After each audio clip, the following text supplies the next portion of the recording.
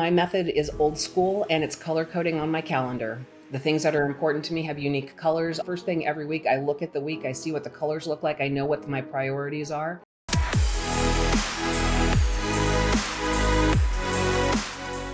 Hello, everybody, and welcome to the Build to Billions podcast, where we got successful entrepreneurs and investors on their journey from millions to billions. We believe the key to scaling and compounding your wealth and life starts every single day with the mindset and practice of stewardship over ownership and applying billionaire biblical principles. Our ultimate goal is to scale and compound your wealth and life so you can give more all of it away to help MVPs, the most vulnerable people. My name is Brett Swartz. Each and every episode, we're joined by some of the world's top entrepreneurs, millionaires, and billionaires.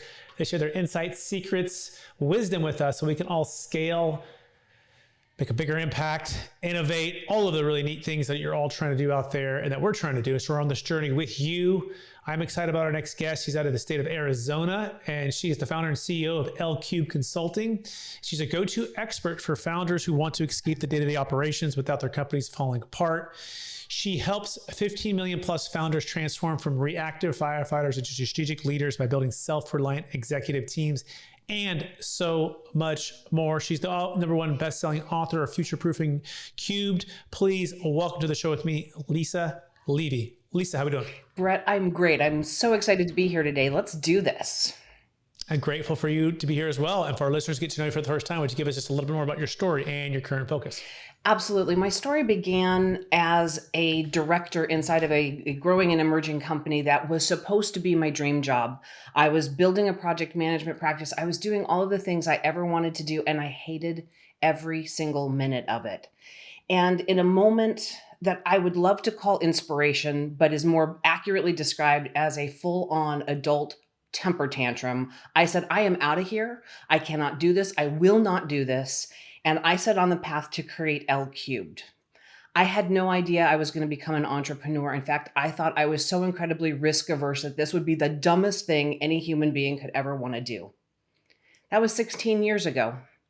And I'm here making the impact that I wanted to make because I believe that founders and people who are building businesses need support from outsiders with a perspective that challenges their thinking so that they can build the best thing that they want it to be. And that whether that's the business, their future, the impact that they're making with that business for their clients, customers, and people they serve, I don't really care what that is as long as they're passionate about it. Amazing. By the way, if you want to learn more about Lisa, you can go to lcubeconsulting.com, lcubeconsulting.com, align your people, processes, and technology. I love the origin story. Let's dive into the topic today, which is cost of poor succession plan. So Lisa, what's the #1 insight or mistake people make when it comes to poor succession planning? Well, they simply don't do it.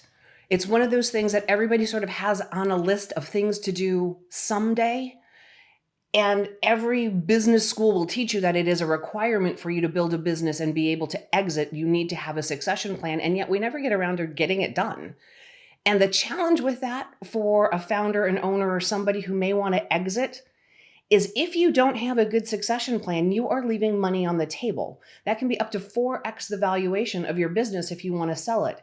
If the buyer can't figure out how you are exiting, especially if you're a visible front person, you're screwed.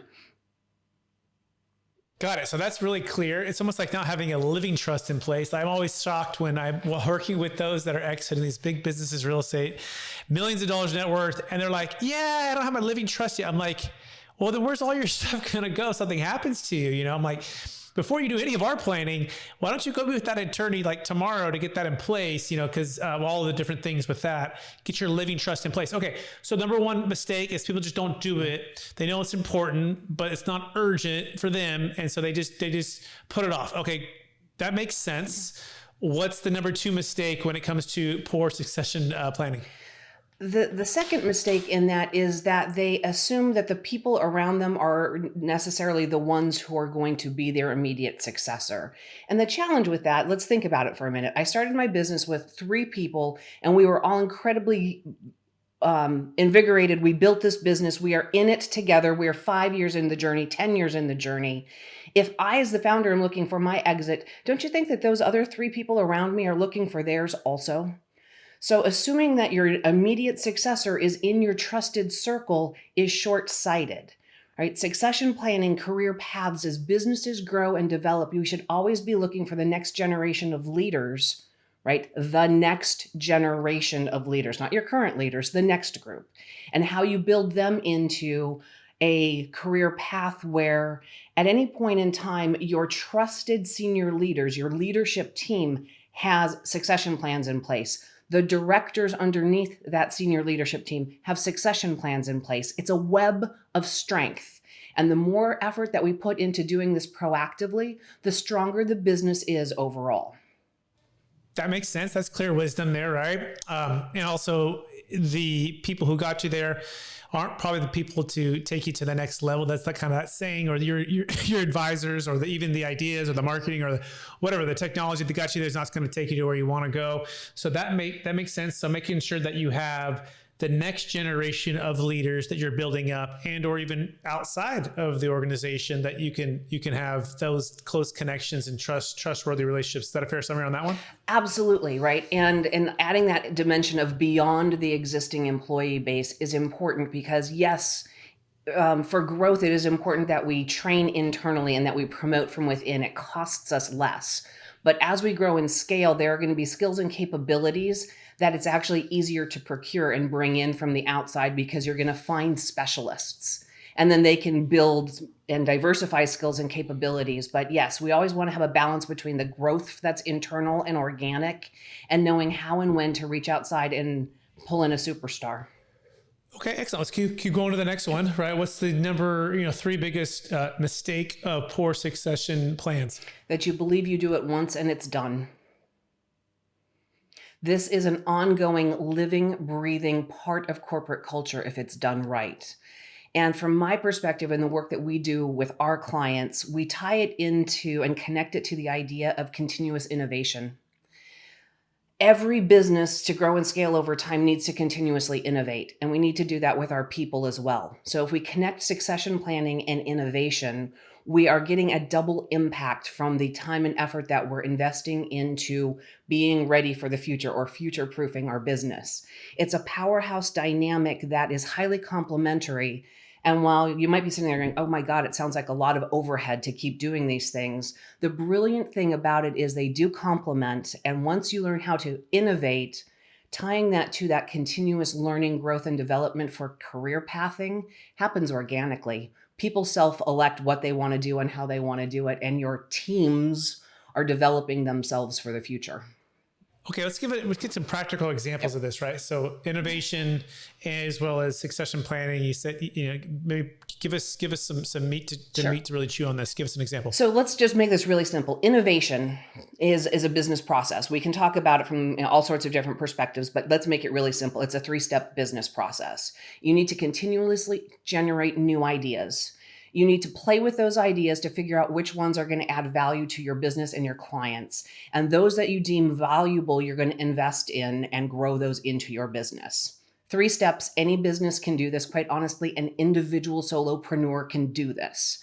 But it's something that as you start to build this inside of the business and you have different teams doing this continuously, you're starting to identify people who are thinking outside the box, people who are willing to challenge the status quo and make a positive impact to your business, to your clients.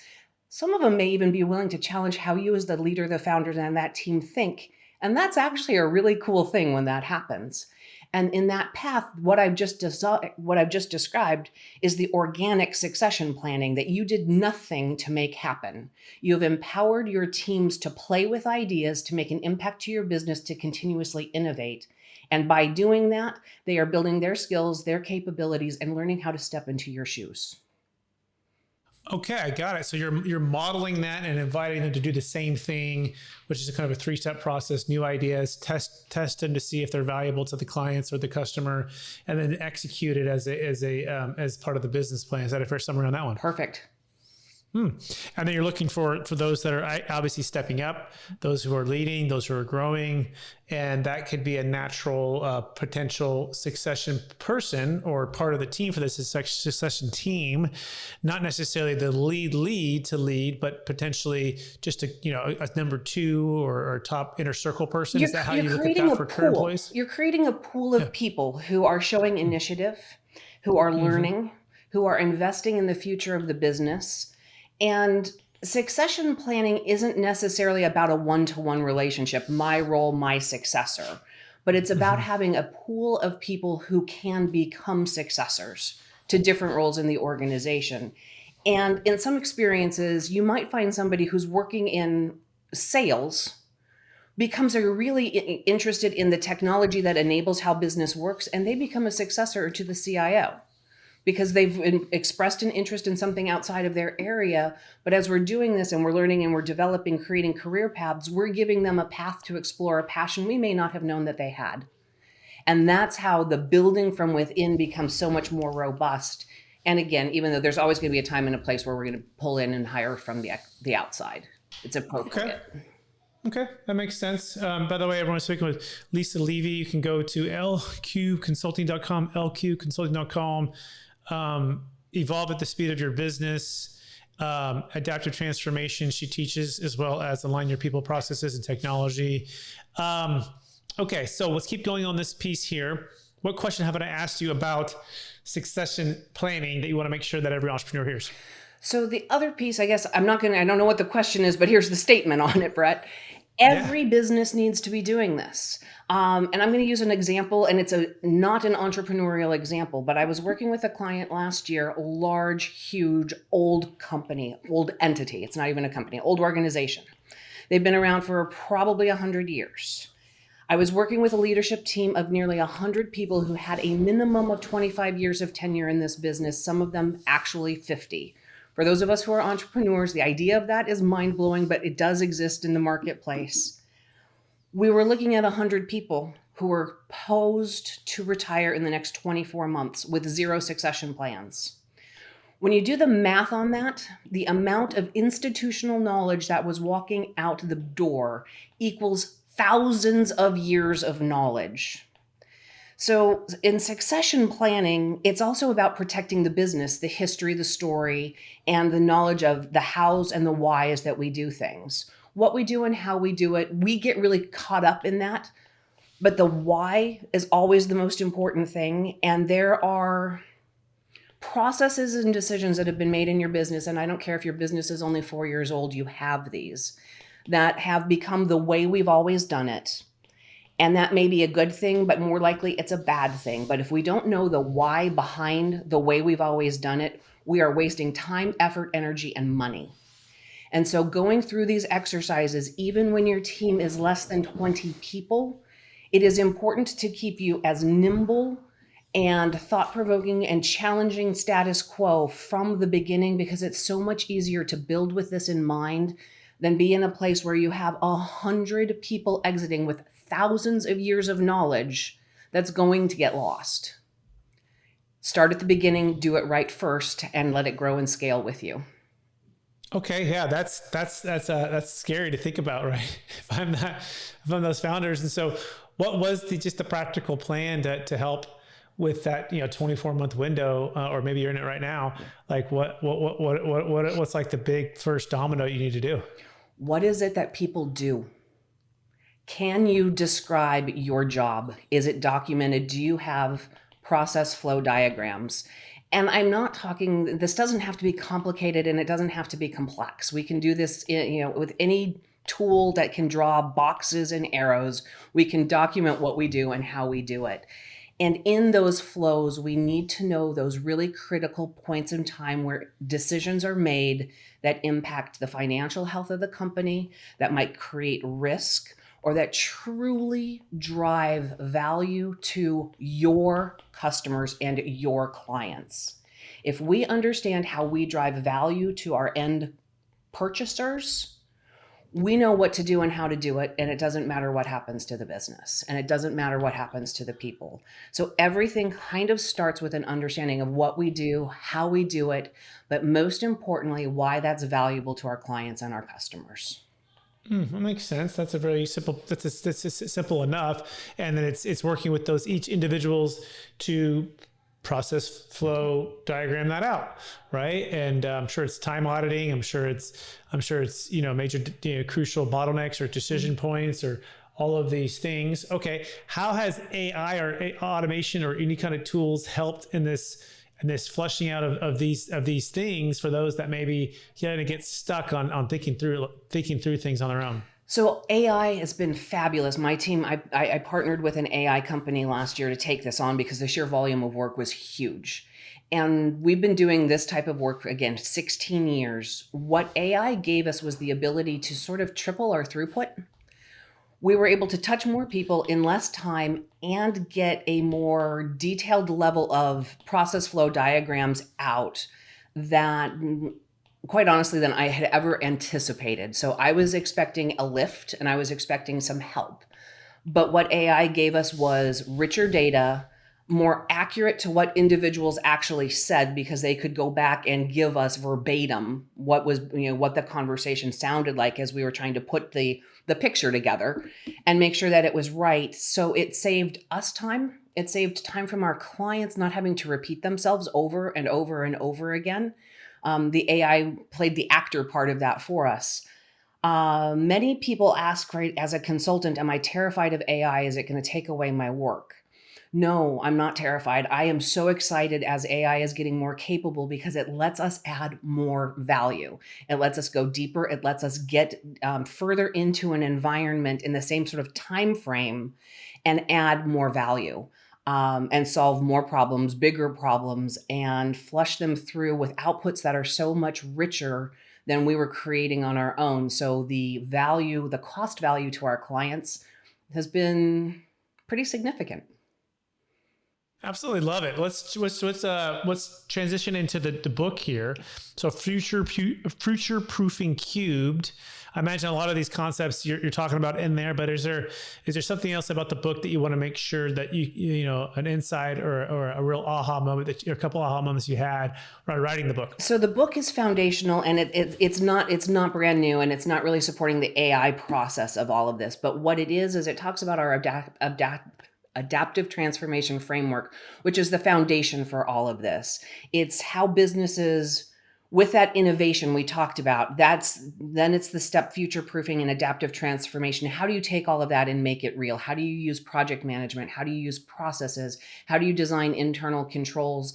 And most importantly, from my perspective, a couple of years after writing the book, how do you take your people on the journey of change to make all of this stuff real and make it stick so that we don't revert back to the way we've always done it? Yeah, I mean, that's exactly right. I think it's creating, impactful daily habits that are really going to move the team and the culture and the impact, in a way that's sustainable and that's keeps the momentum going. What is your secret to creating and sustaining momentum within businesses? The secret from my perspective is everybody who's involved in it. So your employee base, they understand why you're doing what you're doing, right? So that organizational change mindset for me is that critical success factor that says, if Brett understands what he's doing today and what it's going to look like tomorrow and why that's going to make his life better, Brett's more likely to participate actively and make the change happen. So this is all, a journey. Everything we do in our business ties to people in some way, shape, or form, whether it's our employees or our clients, right? We're trying to make the best experiences we possibly can. And with adaptive transformation, with future proofing, the idea behind succession planning and innovation, right? All of these things weave together. The best practices that I've talked about, succession planning, project management, process management, all of these things, large enterprise corporations use them every day. They have dedicated divisions to them. For an entrepreneur, the key in this, in the adaptive transformation framework, is these are cross-functional. Your accounting team should understand project management, and they should understand how processes work. Every employee can learn these skills and these capabilities. And with that being a set of cross-functional tools rather than business silos, we are elevating your ability to execute, to grow, and scale. Excellent, everyone. I'm speaking with Lisa Levy, and again, you can learn more by going to lcubeconsulting.com, lcubeconsulting.com. Excellent. I want to move to the next part of the show, and it has to do with building capital gains tax exit plans. We talked about succession planning and the importance of the leadership in place, the systems, the processes, obviously the people, and all of that. And it could also involve, selling the business. I came on your show, which you'll plug here in a second. We spoke about that and these, massive capital gains taxes, talking about, you said the next 24 months, 100 people from this one company are going to retire. I mean, it's a tsunami of retirees, 10,000 baby boomers turning 65 every single day in the US alone, 80 million in the US alone, and then about $100 trillion worth of capital or assets transferring over the next 5 to 15 years. And it's overwhelming for folks, and they're facing these massive capital gains taxes, Lisa. So talk about the importance of not just succession planning for the exit of the company, but also for the massive capital gains tax challenge if you don't plan properly.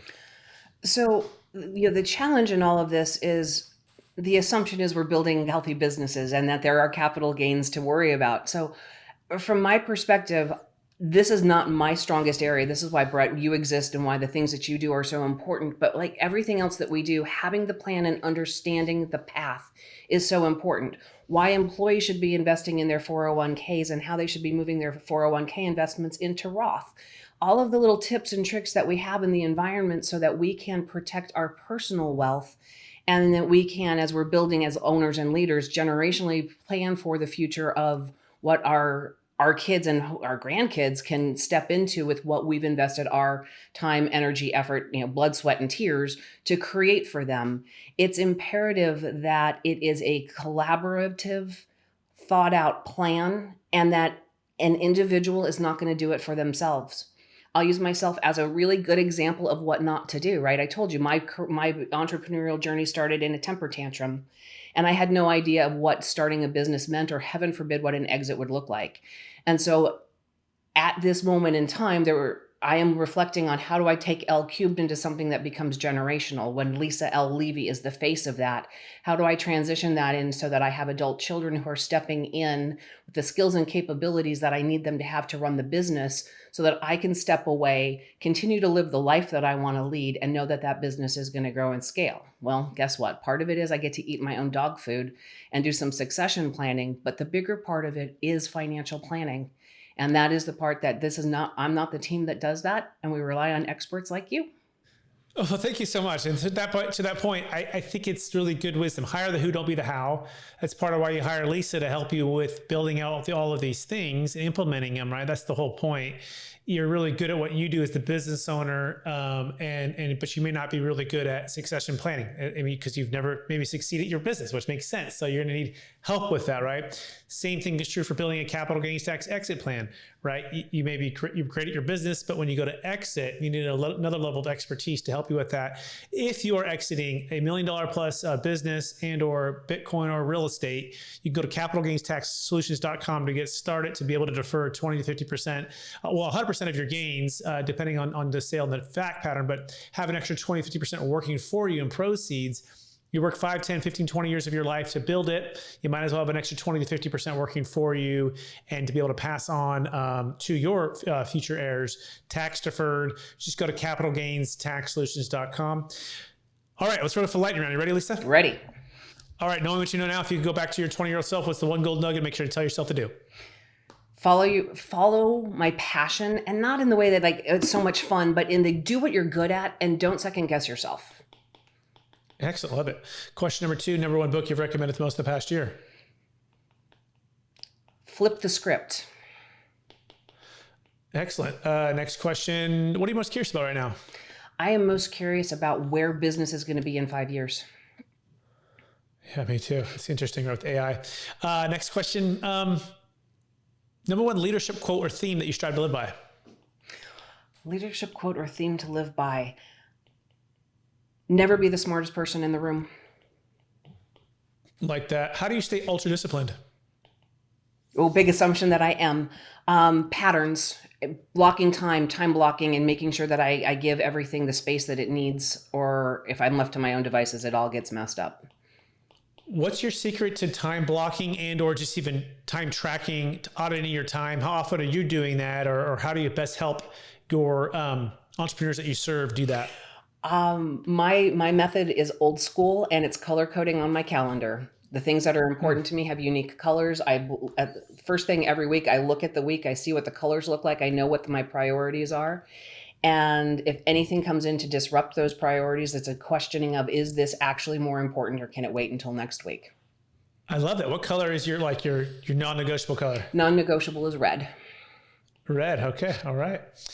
I love it. I love it. Last question. After all your success, helping all the people you've helped, businesses helped, entrepreneurs you've helped, how do you best stay centered in your values and keep a stewardship mindset over ownership? I block out time. I turn off my technology one weekend every month and I play. I go to bars and listen to live music. I have a puppy. I have a family. And one weekend out of every month, no tech. Okay, I love that. So is it like Friday evening to like Sunday evening? Friday evening to Monday morning. Everything should be Okay. staged and ready to go. And yep, I turn everything off. So phone off, of course, TV, everything, all text off, and you're like, all right, I'm gonna go. I can like that because I've been practicing one where I do Friday evening to Saturday evening, all basically call it a Sabbath, but it's basically all no tech, no technology. We have traveled. I've got out of the rhythm a little bit. I got to get back into it. But it's been great. So I love that you do it all week, and it's challenging. I like that. It is, and I try to do 2 weeks a year on a beach where that actually is amplified. Okay, 2 weeks per year. Okay, that's excellent. So like one week and 1 week, like once over here, or is it back to back? No, it's 1 week and 1 week. So spring and fall. Okay, cool. That's awesome. This has been amazing. Lisa, Levy, I want to just thank you for sharing your wisdom with us, giving us practical insight and steps that we can take.